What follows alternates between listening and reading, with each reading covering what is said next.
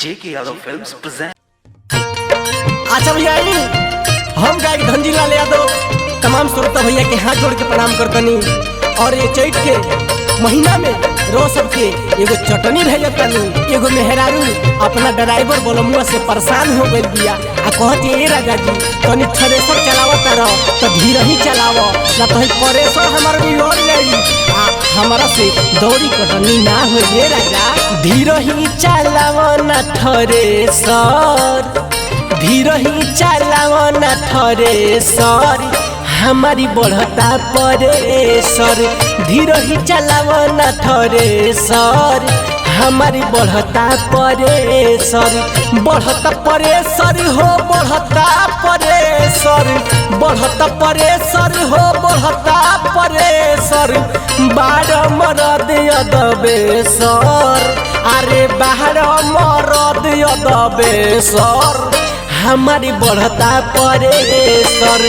धीरे ही चलावो ना थ्रेसर हमारी बढ़ता परेशर। अरे ये बबलू भाई मुजफ्फरपुर छोड़ो आ तू आवो आ हो चैत के मजा लो। अरे ये देखे सर रो खूब दौड़ी करतानी भूसा निकाली। अरे राजू भाई सिवान से रमेश्वर भाई हमार पप्पू भाई अरे खूब दौड़ी करल भाई आ पूरा चैत के मजा उठावलो। अरे भाई दिनेश भाई हमार अनिल बाबू इंदल बाबू अरे लिखने के जोड़ा लेके भाई तहा अरे हिलत रह गाता बचाओ। सरसों के सारी के को दिहल दौरी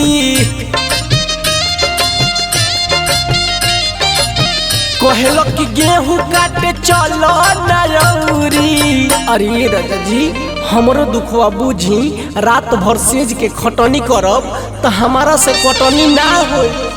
लहरे जवनिया के रेसर हमारी बढ़ता परेशर। धीरे ही चलावो ना थ्रेसर हमारी बढ़ता परेशर। अरे काशी भाई कैमरा के फोकस है नहीं रखो काहे कि सारा भूसा नहीं गिरता। अरे बड़ी धूप लागत है ये दिलीप देहाती जी अरे बच के रहे के बा ना तो लूह लाग जाई। यादव मनीष मनोज बाबू हमार ध्यान दलो थ्रेसर में परेशर बा। अरे काटा कदा हिलत हम वही के फेंक दा देखत हई आय हाय। चैत महीना में मन होला बाउर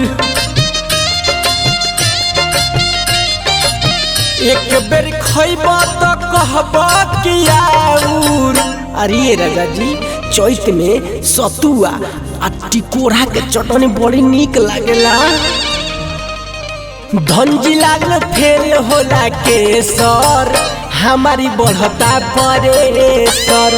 धीरे ही चलावो ना थ्रेसर हमारी बढ़ता परेशर। JK Yadav Films